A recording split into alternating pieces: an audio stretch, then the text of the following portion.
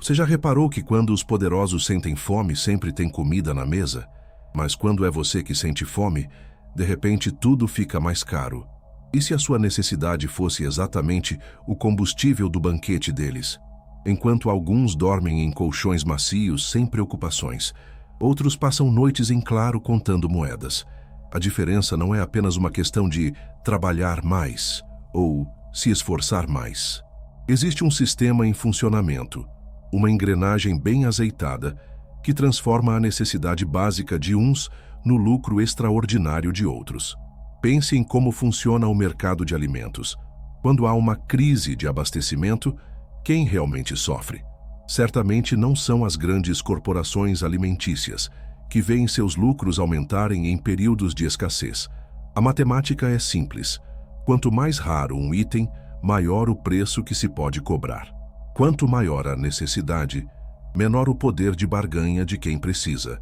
Essa é a economia da escassez fabricada. Não é que não haja comida suficiente no mundo. Produzimos o suficiente para alimentar toda a população global. O que existe é um sistema que se beneficia de criar e manter escassez artificial, mesmo quando há abundância. Dietrich Bonhoeffer já alertava que a fome não é criada por Deus, mas pela ganância humana. Este insight continua assustadoramente atual. Os mesmos mecanismos de poder que transformam necessidades em oportunidades de lucro continuam operando, apenas com faces diferentes e estratégias mais sofisticadas. Veja o que acontece em momentos de crise. Enquanto o preço da comida dispara para você, as ações das empresas que controlam esses alimentos também disparam, mas para cima, enchendo os bolsos de investidores. É uma transferência direta de recursos, da mesa do trabalhador para o cofre do acionista.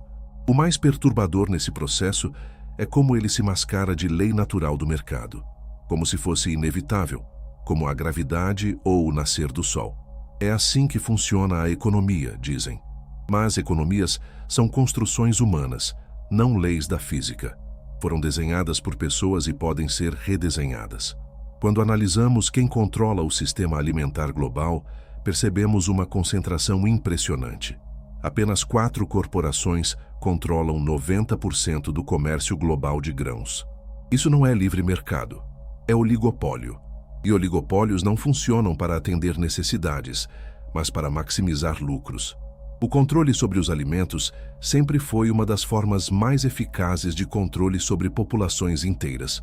Quem determina quem come e quem passa fome detém um poder que transcende governos e fronteiras. Este é um poder que não precisa de exércitos, apenas de contratos, patentes e legislações favoráveis. A realidade é que a fome contemporânea não é produto da escassez natural, mas de um sistema que transforma alimento em mercadoria e necessidade em oportunidade. A questão deixou de ser como produzir mais e passou a ser como distribuir o que já temos. O que testemunhamos não é uma falha do sistema, é seu funcionamento perfeito conforme foi desenhado. Um design que transforma fome em lucro não falha quando produz famintos lucrativos. Está apenas cumprindo sua função original, ainda que macabra. Os preços estão subindo. Estamos à beira de uma crise alimentar. Estoques em níveis críticos. Estas manchetes aparecem ciclicamente em nossos noticiários. E a cada ciclo observamos o mesmo padrão. Pânico público, aumento de preços e, curiosamente, aumento nos lucros das grandes corporações do setor alimentício. Este não é um fenômeno acidental. O pânico é uma ferramenta poderosa de manipulação de mercados. Quando as pessoas têm medo de escassez, aceitam pagar mais, estocar mais e questionar menos.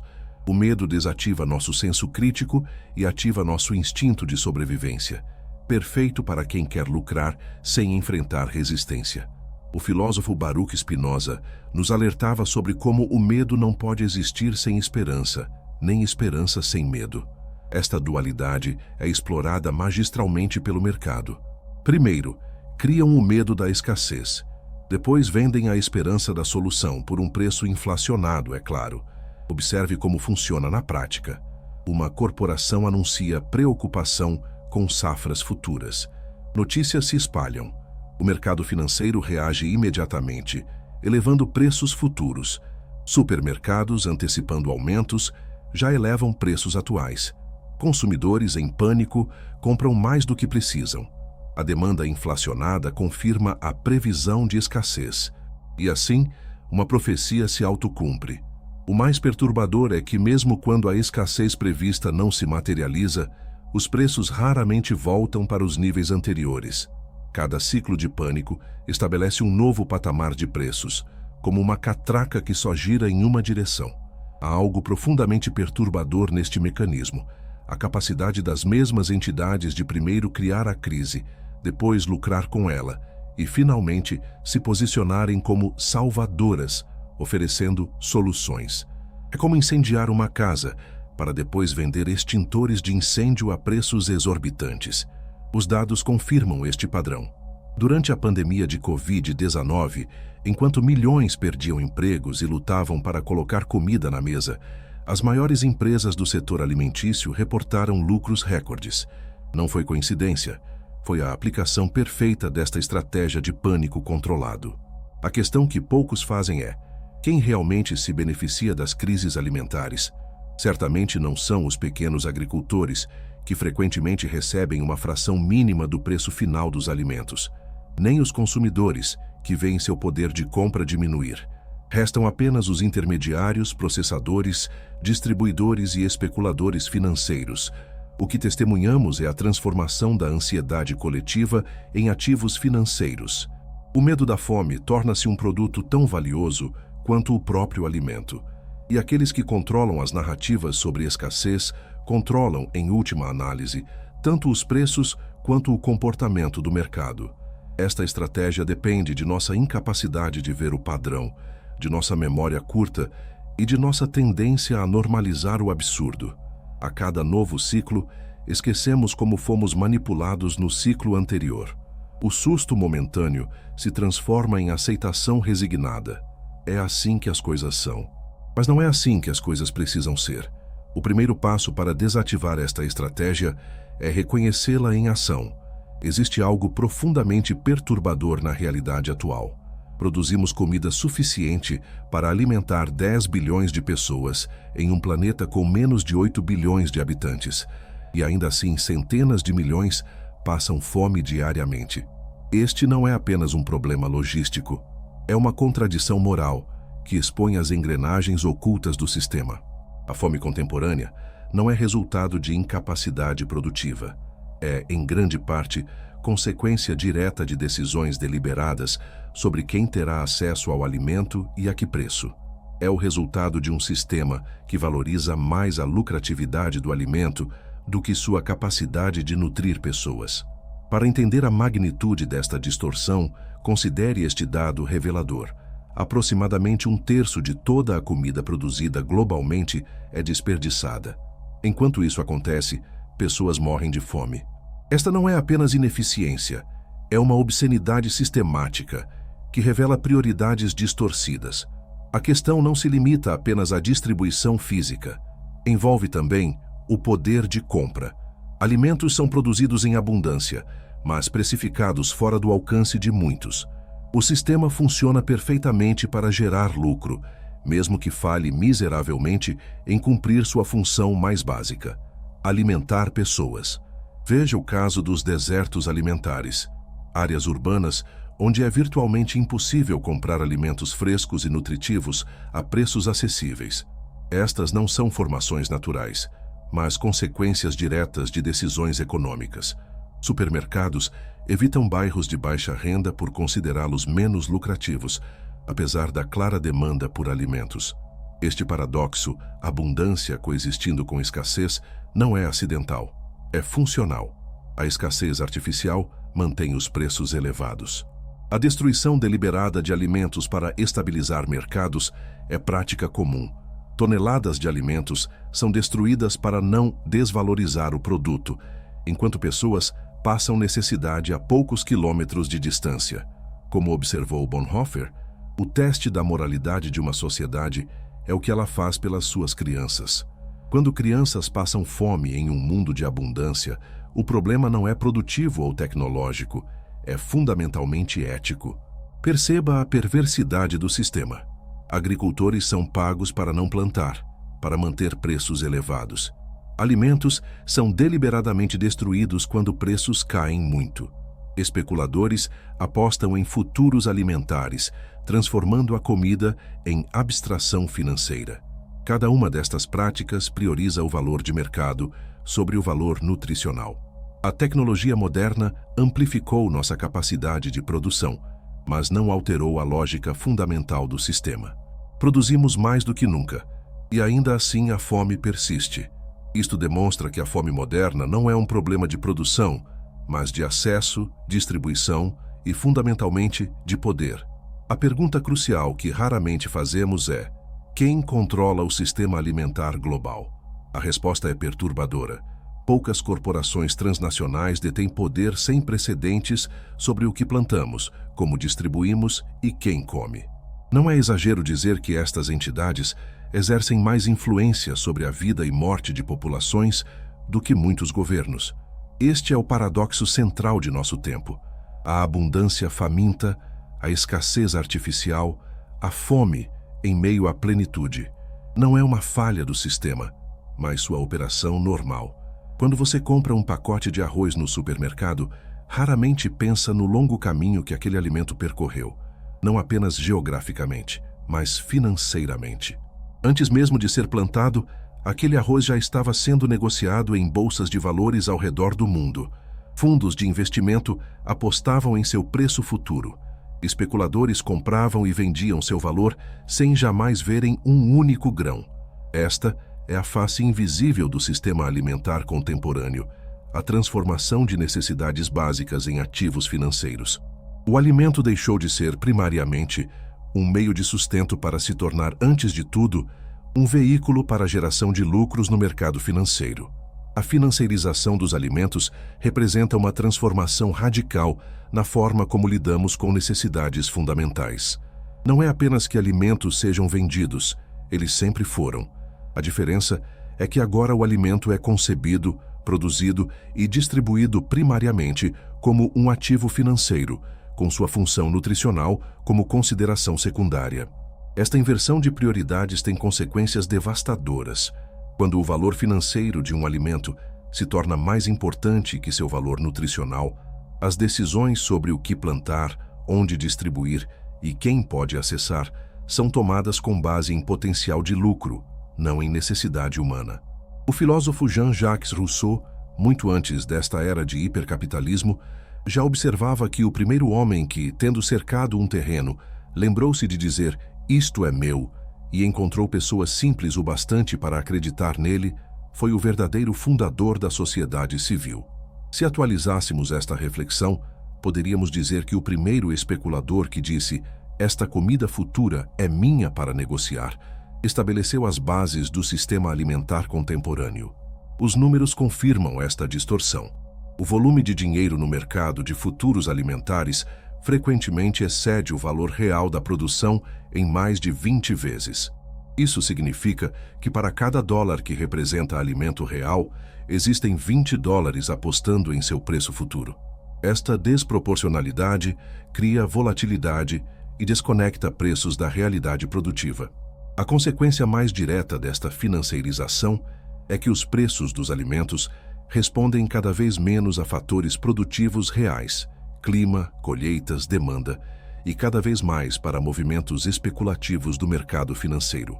Uma notícia negativa, mesmo que posteriormente se prove falsa, pode disparar aumentos de preços que afetam milhões de pessoas vulneráveis. Observe como funciona na prática.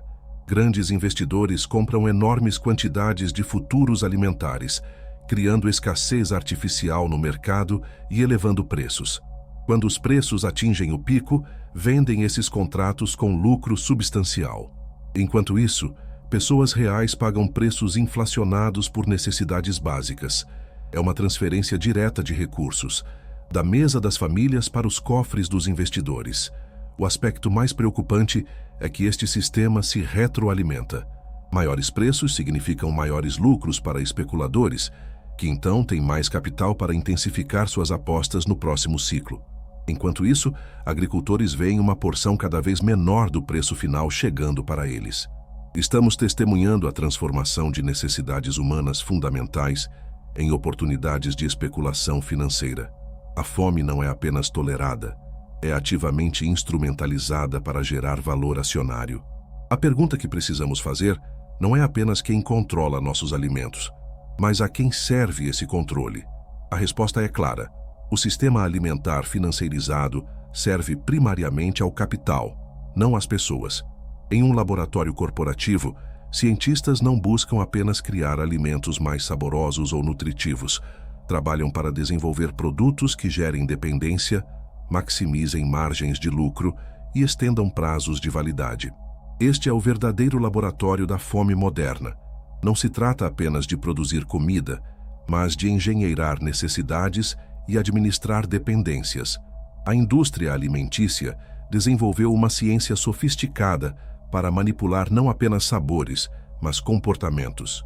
Combinações precisas de sal, açúcar e gordura são calibradas não para nutrir, mas para criar o que os executivos chamam de bliss point, o ponto de êxtase que gera consumo repetitivo, quase compulsivo. É a mesma lógica da indústria do tabaco, agora aplicada ao nosso pão diário. Søren Kierkegaard, em sua análise sobre angústia e desespero, observou que as pessoas raramente usam a liberdade que têm, como a liberdade de pensamento. Em vez disso, exigem liberdade de expressão como compensação. Da mesma forma, somos bombardeados com liberdade de escolha. Entre dezenas de marcas de ultraprocessados, enquanto nossa verdadeira liberdade de acessar alimentos reais e nutritivos é silenciosamente restringida. Considere como o sistema alimentar transformou necessidades básicas em oportunidades lucrativas. A água, essencial para a vida, é engarrafada e vendida com margens de lucro de 2.000% sobre seu custo real. Frutas e vegetais in natura, que deveriam ser acessíveis para todos, são precificados fora do alcance de muitos, enquanto versões processadas, nutricionalmente inferiores, são oferecidas como alternativas acessíveis. A verdadeira alquimia do sistema está em transformar ingredientes baratos em produtos caros através de processamento, marketing e engenharia de dependência. Um milho que custa centavos para ser produzido se transforma em cereais matinais que custam dezenas de vezes mais. Não pelo valor nutricional agregado, frequentemente o contrário, mas pela magia do branding e da conveniência. Existe uma ciência inteira dedicada a manipular sua percepção do que é comida. Cores são ajustadas para parecer mais naturais. Aromas são engenheirados para simular alimentos reais. Texturas são modificadas para maximizar prazer sensorial. Tudo isso tem um propósito: criar valor percebido que justifique preços elevados para ingredientes baratos. Esta manipulação vai além do produto físico. A publicidade cria necessidades que nunca existiram, transforma alimentos tradicionais em ultrapassados e oferece versões industrializadas como modernas e convenientes. Associa produtos alimentícios a estados emocionais, status social e identidade pessoal. Você não está apenas comprando comida, está comprando uma imagem de si mesmo. O mais perturbador é como esta alquimia afeta desproporcionalmente os mais vulneráveis. Comunidades de baixa renda são inundadas com publicidade de alimentos ultraprocessados, enquanto têm pouco acesso a alimentos frescos. Crianças são expostas a milhares de anúncios de produtos alimentícios nutricionalmente pobres antes mesmo de desenvolverem pensamento crítico. A indústria não apenas vende comida, vende também as doenças que seus produtos causam. O mesmo conglomerado que lucra com ultraprocessados frequentemente possui divisões farmacêuticas que lucram com medicamentos para tratar as condições causadas por esses alimentos. É um ciclo perfeito de exploração. Criam o problema e vendem a solução. Esta alquimia moderna não transforma metais em ouro, transforma necessidades humanas básicas em fluxos constantes de lucro. E o custo real não aparece nos balanços corporativos, mas na saúde pública, no meio ambiente degradado e nas comunidades empobrecidas. O que testemunhamos é nada menos que a colonização de uma necessidade fundamental por forças de mercado que não reconhecem limites éticos. A fome tornou-se o combustível perfeito para um sistema que se alimenta de nossas vulnerabilidades mais básicas. Diante deste sistema que transforma fome em lucro, surge a pergunta inevitável: existem alternativas viáveis? A resposta é um inequívoco sim. Por todo o mundo, comunidades estão redesenhando seus sistemas alimentares, provando que outro modelo não apenas é possível, já está acontecendo. Considere as cooperativas alimentares, que eliminam intermediários entre produtores e consumidores. Agricultores recebem preços justos, consumidores pagam menos e a especulação financeira é removida da equação. Estas iniciativas não são utopias teóricas. São realidades funcionais que alimentam milhões de pessoas ao redor do mundo. Veja os bancos de sementes comunitários que preservam a biodiversidade agrícola contra a monopolização corporativa. Enquanto gigantes do agronegócio patenteiam e controlam variedades geneticamente modificadas, estas comunidades mantêm vivo um patrimônio biológico que pertence à humanidade, não para acionistas. Observe os movimentos de agricultura urbana transformando terrenos baldios em hortas produtivas. Em cidades como Detroit, onde supermercados abandonaram bairros considerados não lucrativos, comunidades tomaram o controle de sua segurança alimentar, cultivando não apenas vegetais, mas autonomia e coesão social. O poder destas alternativas está em sua simplicidade radical: reconectar pessoas aos processos de produção, distribuição e preparo de alimentos. Ao fazer isso, desafiam a lógica fundamental do sistema atual: a transformação de necessidades em mercadorias especulativas. Bonhoeffer nos lembrava que o teste final de uma sociedade moral é o tipo de mundo que ela deixa para suas crianças. A revolução alimentar em curso é essencialmente um ato de responsabilidade intergeracional, a recusa de normalizar um sistema que sacrifica vidas no altar do lucro. Estas iniciativas demonstram que a escassez é frequentemente fabricada, não natural. Quando comunidades assumem controle sobre seus sistemas alimentares, a abundância frequentemente emerge onde antes havia falta, não por magia ou tecnologia avançada, mas pela simples remoção das barreiras artificiais de acesso. A verdadeira revolução não está apenas em mudar quem controla o sistema, mas em transformar fundamentalmente sua lógica operacional. De um sistema que pergunta como maximizar lucros, para um que pergunta como nutrir pessoas.